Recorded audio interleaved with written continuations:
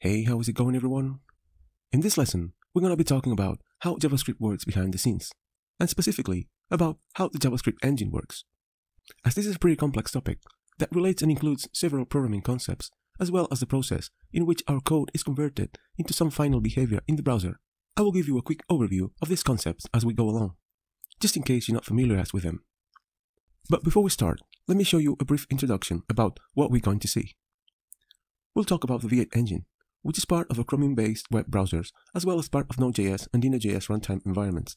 I'm not going to be talking about other JavaScript engines like SpiderMonkey, which is the one inside Mozilla Firefox, and even though it was the first one to be implemented, V8 is the most popular these days. Then, we'll see the several phases inside the process by which our JavaScript source code becomes something handy for the machine, so it is able to execute it. So we'll see how the parser analyzes our code in different steps with some examples, how the interpreter generates bytecode, and how it is used inside the V8 engine. What is the role of each compiler inside V8, how they transform, optimize, and de-optimize the code, and why, so JavaScript can run faster. Keep in mind that the V8 engine is just one part of the browser, which is a runtime environment itself for JavaScript, and that there are other elements and other concepts to understand related to this process, like memory management, the event loop, or closures, for instance, that we will be covering in future lessons. I hope by the end of this video, things will be much clearer and you'll have a better understanding on how everything fits together. So let's get started.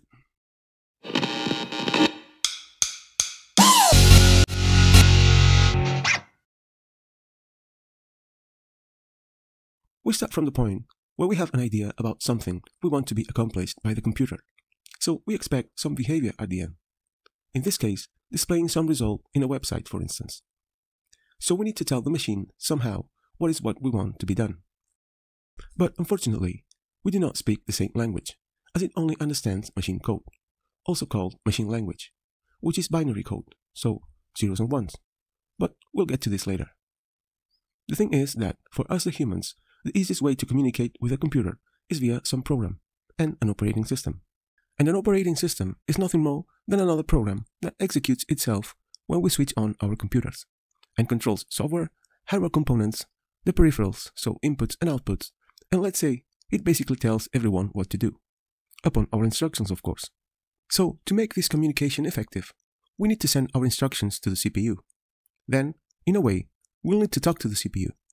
So imagine you need to communicate to someone from a really different culture from yours, who does not even speak your language, or even an alien. What is obvious for you might not be such clear for the other one and vice versa.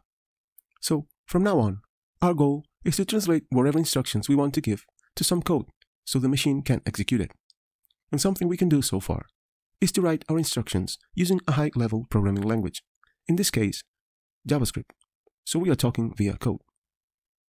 And that will be, in fact, the first step on the process of translation from our natural language or human language to something the machine understands. But the rest is a little bit more complicated, and it will be done, in this case, by the JavaScript engine. And here is where the whole process begins. Now let's suppose we have translated our instructions to JavaScript successfully, and that we have introduced some data too, so it has something to work with. This code will be then loaded inside the browser, and will be handled by the JavaScript engine to obtain some executable code. But what is a JavaScript engine?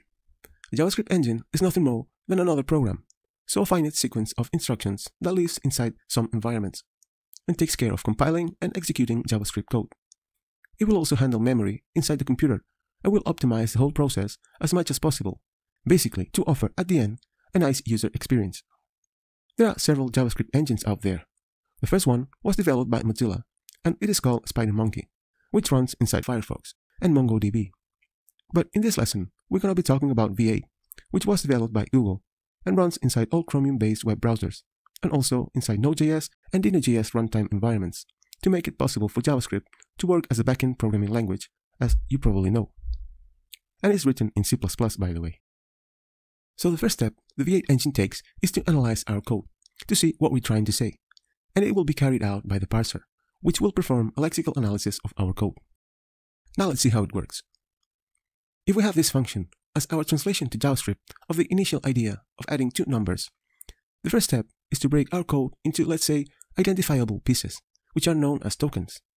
and this is done by the byte stream decoder, which is part of the parser. But first, it must translate every character into something more handy for it. After that, once it has recognized every single character and word, it will define its token upon what it is. So, for instance, if it sees the word return or const, it will define them as keywords in JavaScript, following the language standards, which we'll see in a minute, in order not just to understand what every piece is, but also to check if it's correct JavaScript or not. So it does something like this. If we go to this website, we can see how our code might be transformed into some other code, so then the parser understands what it is.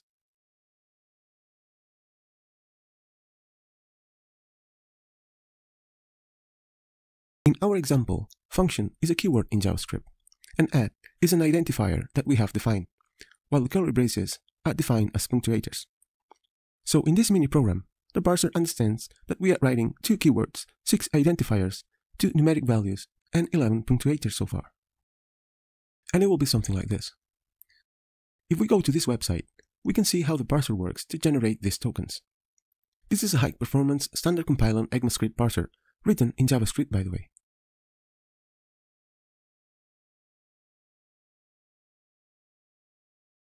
Something else I wanted to mention is about errors while writing code.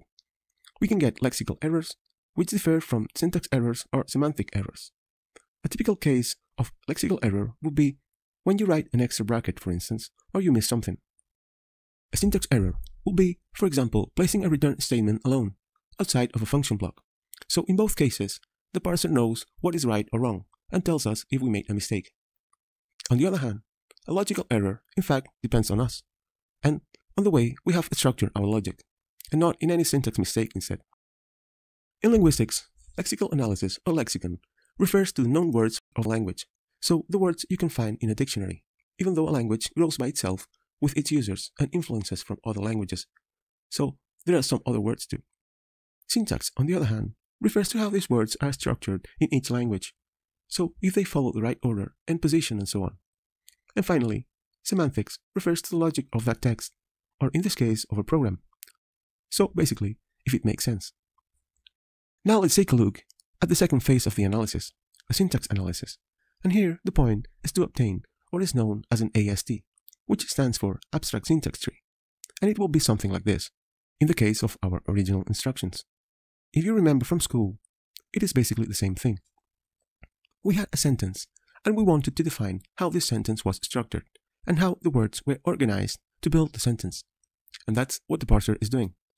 It is trying to figure out what we mean by this code. I'm going to be using a simple sentence instead of the original one, so it's easier to understand. First, we define each word in the same way the parser defined the tokens before. And then, we define the noun phrase and the verb phrase of the sentence. And after that, we place every word where it goes, in order to obtain a syntax tree diagram like this. So in the same way, the parser will generate a tree diagram from our code. Here we can see how tokens are used to build the syntax tree, and how they are used as nodes of it. You can try it by yourself if you like. I'll leave the link in the description down below. To determine if everything's right, in the same way we know if a sentence in English is written in the right way or not, the JavaScript engine implements the rules established by ECMAScript International, which is an association dedicated to the standardization of information and communication systems. And among other things, it defines the standard for JavaScript. So it defines how JavaScript must be written. This way, the parser knows if our code is correct or not, upon to these rules. But it does not always mean that it will do what we want, of course. That depends on us. Once the V8 engine has analyzed the code using the parser, so it has made itself an idea about what we mean with it, and has the AST ready, the point is to use the AST as an input for the interpreter called ignition to generate the corresponding bytecode, which is a much easier code to handle, and it is something like this for this function.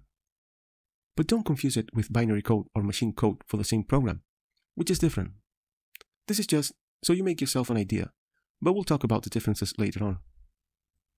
So far, we've been talking a lot about the parser, and the thing is, when you hear the term parser, in fact, it is good to know that it's part of the interpreter.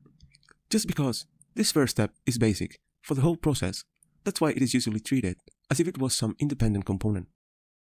So the interpreter will go over every node in the AST in order, and will generate bytecode for each node as it goes forward. This is not done for translation purposes only, but also because bytecode takes less space in memory than its corresponding parse code, and also because the parsing phase consumes a lot of effort and time. So there's no need to parse the code again once the bytecode is generated. And by the way, while bytecode is being generated, it goes through a series of small optimizations in order to reduce its size by removing unnecessary operations and so on. But we'll talk about them later on as well. In fact, one of the main goals of Ignition is to save memory space and time in order to achieve a better overall performance. But before we dive into how the interpreter works, let's have a quick overview of the differences between compilers and interpreters in the most generic way.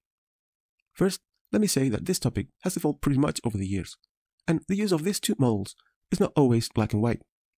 You will find interpreters and compilers working on the same process to make the code executable, as we will see inside the V8 engine.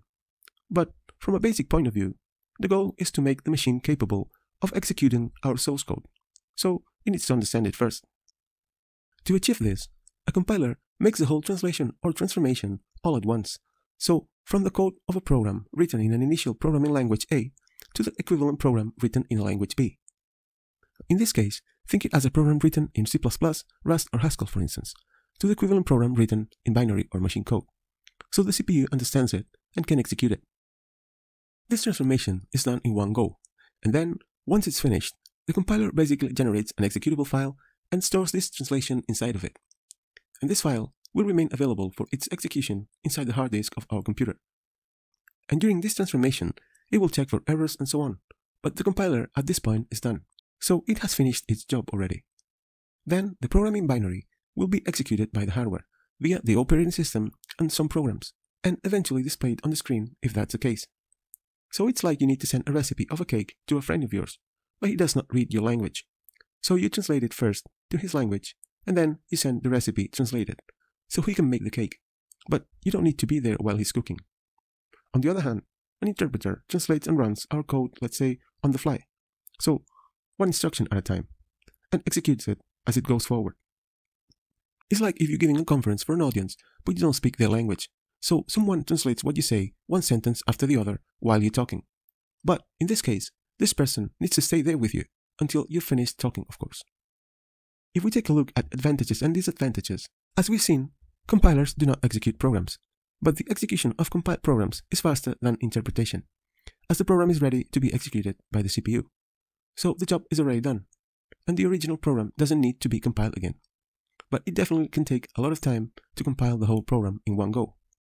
On the other hand, one of the main disadvantages of compilers is that compiled programs depend on the CPU architecture they're compiled for, so they are hardware specific. This means that a compiled program for a specific platform won't run on another platform if it's not compiled for that platform. If we take a look at the advantages of interpreters, they can start running the program right away, but they are slower during execution because they have to go line by line, and if the program has to be executed again, they will have to start translating over from the beginning. Interpreters can also execute programs in any platform or hardware architecture. They just need to be installed in the computer. In this case, the web browser works, in fact, as an interpreter for JavaScript. It is commonly known that languages like C++, Rust, or Haskell are compiled programming languages, but we should say they usually use compilation instead, while Ruby, Python, or JavaScript are interpreted languages, or better to say, they are basically interpreted. But as we'll see in a minute, these terms are very important to understand, as the V8 engine uses both models, interpretation and compilation for JavaScript, even though maybe not in the way we expect. So it takes the best of both worlds.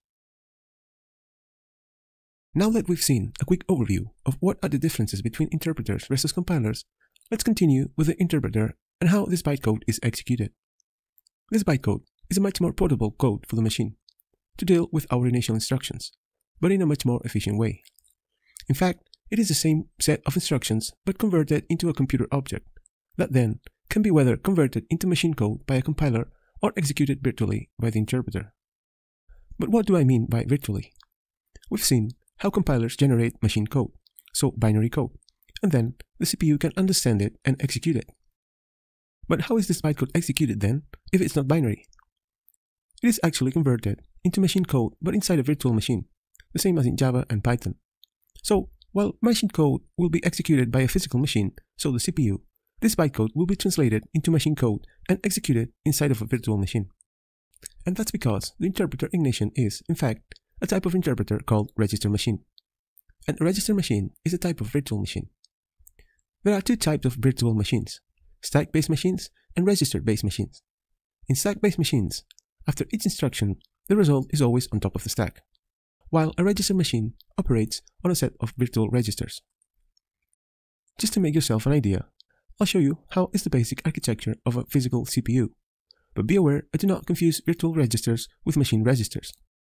Registers are one of the three main parts of a CPU, together with the ALU, which stands for Arithmetic Logic Unit, and the CU, so the control unit. They can store data, like results of calculations or the address of the next instruction to be executed, for instance. So they like a data storage slot capable of storing a natural number during processing. So they work a little like RAM, but they're definitely faster, even though they cannot store as much data as the main memory. But anyways, this register machine, what it does is to specify all its inputs and outputs as an explicit register. Ignition uses a type of register called the accumulator to store the results of calculations. An accumulator is one of the 5 main types of registers we can find inside the CPU. Otherwise, without an accumulator, it will be necessary to write the result of each calculation to the main memory. But doing so will decrease the overall performance as the access to the main memory is slower than storing it inside the CPU. I'm not going to dive deeper into this because it would make this video too long.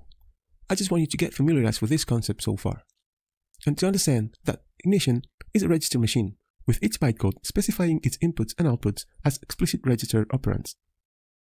The concept of virtualization is pretty old, but it's still used to make abstraction of physical hardware and to offer, eventually, virtual machines.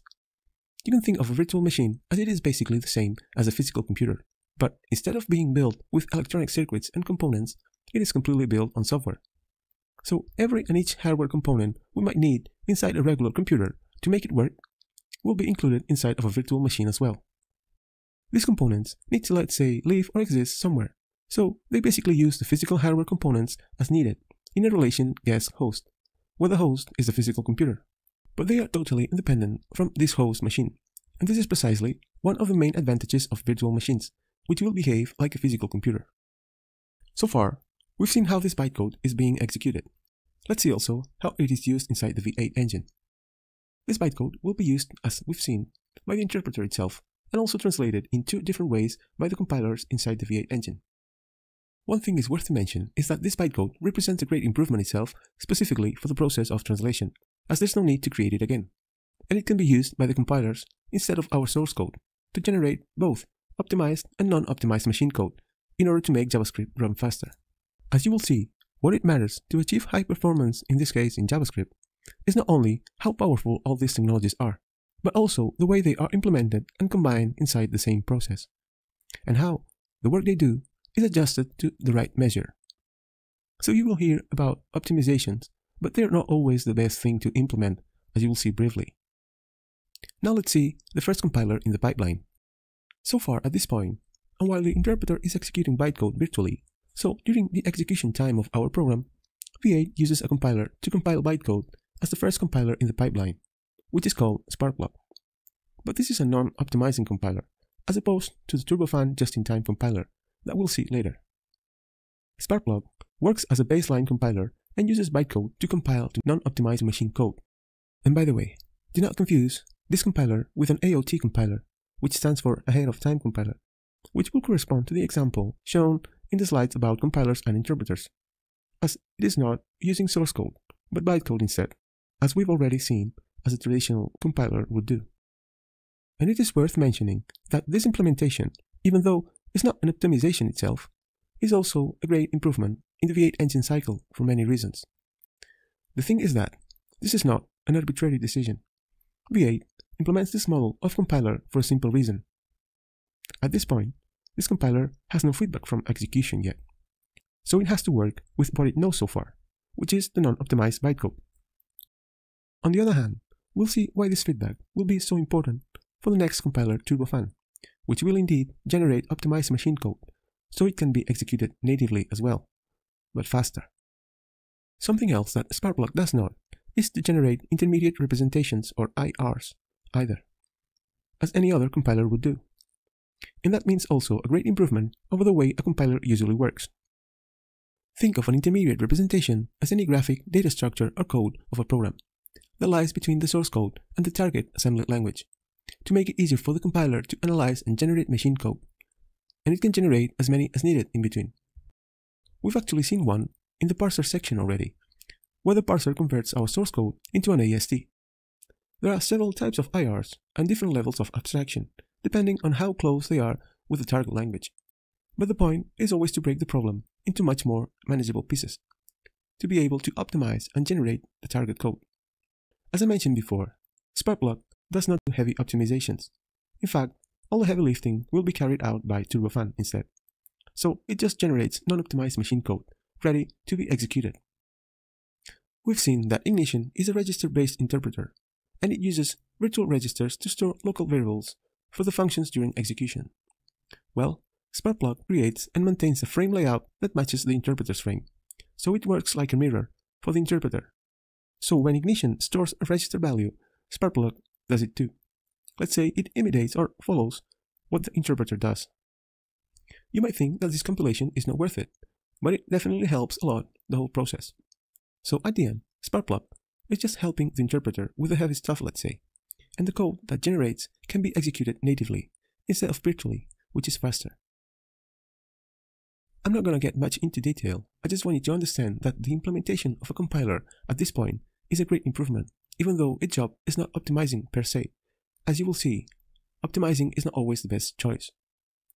In fact, one of the main improvements that V8 Engine has adopted is the use of this bytecode to compile to machine code by the first compiler in the pipeline. So far, we've seen how our source code is transformed and executed and also compiled into machine code, but we haven't seen how it is optimized yet. And we must consider that optimizations are not only done by the optimizing compiler, but also by the interpreter during execution. We'll see this in a minute. But to carry out these optimizations, they must be based on some criteria and information, and here's where things become a bit tricky. Because the thing is that JavaScript is dynamically typed, and that may be good for us when coding, but it's definitely not an advantage for the way the interpreters and compilers work. A compiler usually receives information about the types and objects before runtime, so at compile time. Then it can translate the whole program in one go, with no problem. But in JavaScript, the types of variables, especially local variables, and the properties inside the objects can change during runtime, so from line 1 to line 10,000 for instance. And that uses unnecessary CPU resources, which decreases performance. So to handle this, we need some way to keep track of what's going on during execution with the objects and functions in order to obtain some feedback. And then, once we know the behavior of each line of code, we can decide if it's worth to be optimized or not. V8 has what is known as a profiler, which is built internally inside the engine. And what it does is basically to analyze the code while running and determines what pieces of code should be optimized or not. For example, a function that is invoked many times will be defined as hot. So then, it is worth to be recompiled by the optimizing compiler. But before we dive into how the optimizing compiler works, let's see what kind of optimizations are carried out by the interpreter first. So on one hand, we have JavaScript objects, which can change their property types and the other of these properties as well during runtime. And on the other hand, we have functions, which might be called many times with different types for the same parameters. And if we combine both things, and we pass objects as parameters for a function, and we change all that, then things become pretty complicated for the V8 engine. And by the way, we can do something about it when writing code. You'll see this in a minute. Let's talk about objects first. The thing is that the way an interpreter understands an object is not the same as we do as humans. For us, these two objects might look the same, as they describe the same user, in this case. But for the interpreter, it is a bit confusing, because it sees two different objects, regardless of their different shapes. It is also important to understand why being dynamically typed is more a problem than an advantage for memory access and allocation. So let's see how JavaScript stores objects in memory. Different types need different space in memory. And as V8, at the end of the day, is written in C++, in which, for instance, a boolean needs a minimum of 1 byte, and an integer needs 2 or usually 4 bytes, while a double needs 8 bytes and so on, it would be great if these sizes were known before runtime, in order to determine the space needed. But in JavaScript, it's not possible, just because it is a dynamically typed language. This means that data types can change during runtime, and also properties can be added or removed from objects, and that makes it even worse for the interpreter to handle. When I say objects, even though nearly everything in JavaScript is an object, here I'm talking about object literals. Objects are just a collection of properties stored as key-value pairs, so depending on the number of properties and data types, they will have a different structure or shape, and they will need a specific number of bytes in the memory heap. On the other hand, we must think that object properties will also have their own property attributes. So for what it looks like a simple object for us, so something like this, it's not such simple for the V8 engine. And if we take a look at all the information that must be stored in memory for every single object, well, it's a lot. We can say then that this way of storing information is not very efficient, especially when we need to retrieve the value of properties that can change over time. So to handle this, V8 uses the shape or structure of each object to access this information. You will hear the word shape, or usually hidden class, map, or even structure, but they all basically mean the same. It depends on the JavaScript engine's information you can find. In V8, they say maps, but I think that is a bit confusing, the same as hidden class. But in Mozilla's SpiderMonkey, they use the word shape, which in my opinion makes more sense. But anyway, this shape is a dedicated information type object in order to optimize this access. A shape or hidden class will be created for every single object, so one shape will be assigned to every object, let's say. And this shape will contain information for each property of that object too.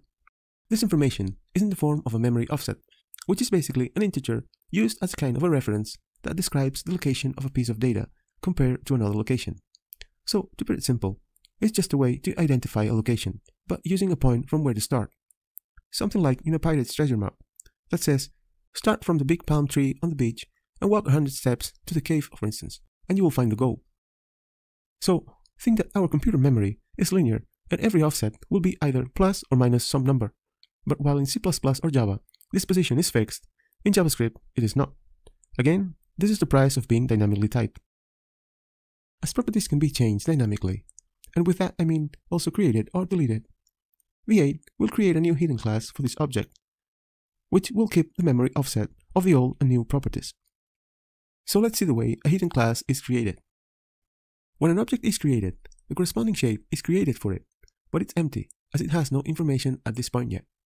Then, when a property is assigned to this object, a new shape is created based on the last shape. To handle all this, there's also another interesting concept used by the V8 engine, which is the hidden class transition. Hidden class transition allows to share information between old and new shapes for similar objects. So if two objects share the same shape, and the same property is added to both of them, via transitions we can make sure they will receive the same new shape instead of keeping one for each, which is more efficient. So what it does is to check that shape to see if it matches with the new conditions, and if it does, then it can use it. As we've seen, we have objects stored somewhere in memory, and they have their own properties, which the interpreter will need to access as fast as possible, because it will be using them during runtime. In order to achieve this, and to increase the overall performance, the point will be to optimize this access. In fact, when accessing the same object or property that is being used as a parameter of a function, and we call this function over and over, so as I said before, it will be considered hot. Their values and types usually, and it's important to say usually, stay the same. So based on this empirical observation, it can make this optimistic assumption and consider that this will be true. Here, in fact, we are implementing a condition. So as long as this assumption about the types of an object and its properties is correct, the interpreter will be able to load them faster and use them whenever needed. To make this assumption, the interpreter uses the information that V8 stores inside a cache about the types of the objects that have been used, so memorizes the results of these redundant operations and function calls. So at the end, these inline caches, or ICs, allow V8 to replace common patterns with faster sequences and speed things up. Inline caches are also related to hidden classes because V8 will need to perform a lookup to the object shape to determine the offset in order to access a specific property. After all that, whenever it needs to use this object again, there's no need to perform any more lookups, and it can access these properties directly instead, using the offsets stored from previous lookups. This technique has been around for many years now, and is called inline caching. And it basically consists on memorizing the results of the operations which are executed more frequently, based on the assumption we've mentioned before. This is a good technique for runtime small optimizations, especially for dynamically typed languages, where things can change so often. And it is used for optimizing bytecode to speed up code interpretation. And it also provides the information needed for the optimizing compiler to make its own optimizations. We can also improve performance by writing a more machine-readable code. And even though it might take us more time doing so, the machine will definitely appreciate it. If you read blogs, documentation, and so on, you will find the concepts of monomorphism, polymorphism, and megamorphism, which are directly related to how the machine understands things. We've seen how, even if there's a tiny difference between two objects, the machine considers them different and performs a series of operations to figure out how things are. Well, if we want to avoid this, we can write absolutely identical objects in order to maintain the same shapes when using them inside a function or so. Then the interpreter will be performing a monomorphic operation. But if we use the same object with different types, then the operation will be polymorphic, as it will be generating different shapes, and things will start getting complicated for the interpreter. So it is not recommended to reach this state, but it depends on how many times the shapes can change on each program. So far, the caches have been stored locally, but if we keep changing types up to some predefined threshold, then we'll get into a megamorphic operation that instead of storing caches locally, they'll be stored globally inside of a data structure with a fixed size. So getting to this stage must be definitely avoided. Up until this point, V8 has been carrying out relatively small optimizations. But to handle functions that are called a really big amount of times, or long iterations on a loop for instance, the V8 engine uses another model of compiler called Turbofan. But to understand how Turbofan works, we need to have a look at what kind of compiler it is, and why is it different from the other one that we've already seen before. Just keep in mind that we can make things run fast both using static compilation or just-in-time compilation. Turbofan is what is known as a just-in-time compiler, but that's only a way to put it, to differentiate it from a classical ahead-of-time compiler, which corresponds to the classical model we've already seen, where the compiler translates our source code all the way down into machine code before it's been executed. Just-in-time compilers, instead, work once the code has already started executing, so during runtime, and that may be an advantage and a disadvantage for several reasons. If you remember from previous slides, at this stage, from a generic point of view, a compiler will have more information about how the code behaves than in an ahead-of-time compilation, where the code is not running yet. That's why they work pretty well along with interpreters. So, then again, in this case, the assumptions about the code will be much better, precisely because of that information. On the other hand, of course, it will have to wait and observe the code somehow. So at the beginning, the interpreter will go usually by itself, so the execution will be slower, until an optimizing compiler comes into play. But in any case, its duty will be helping out the interpreter during runtime to make things go faster. So if we take a look at Turbofan, first, in the same way as Sparkplug, it is important to highlight that it uses bytecode as well, instead of source code, which again, by itself, is a big improvement of the classic compiler to generate optimized machine code for the current architecture. To optimize code, it uses the feedback from ignition, and it makes assumptions on how this code will be later on. And that's why it is called a speculative optimization, because the optimized code generated is based on these assumptions. Something we've mentioned as well is that V8 uses a profiler that is the one that will tell Turbofan which functions are worth to be optimized. So basically, functions that are called over and over on a loop of an order of magnitude pretty big, iterating for instance 1,000,000 times. Again, these assumptions are based on the usual behavior of a program. But in case the nature of this program is not typical, let's say, and it makes significant changes all the time on types used in a function that is called 1,000,000 times, then an optimizing compiler won't be such effective as if this function was called many times but always using the same data types as parameters. Something else that Turbofan does and Sparkplug does not is using or leveraging what is known as a sea of nodes, which is, in fact, an intermediate representation to add a new level of abstraction of the code in order to make the assumptions we've been mentioning. So just imagine it as a kind of abstract syntax tree, as the one we've seen at the beginning of this lesson, that helps Turbofan to make its optimizations way easier. Another great step that Turbofan does are the optimizations. Sometimes, when Turbofan makes some assumption or speculation, it can be wrong, because the parameters of a function that is called many times can be the same right until the last call, where they can change their types. So there must be some way to avoid wasting time optimizing some code that is not worth to be optimized. For that, Turbofan uses what is known as a type guard, who will check if the shape of the object is correct, and if it is not, the optimization of this code won't be able to continue, and it will be better to go back to the unoptimized bytecode, where it started from. So thanks to this dynamic checking and the feedback, Turbofan is able to decide when to de-optimize or not. As a conclusion, optimizing compilers have been out there for a long time, and as I mentioned before, the point is the way these technologies are used more than how powerful they are. As we can see, again, the obstacle is the dynamic typing nature of JavaScript, and the key is the feedback they use to optimize the code. I hope this was helpful. If you have any questions, please let me know in the comments, and I'll see you in the next lecture. Thanks for watching.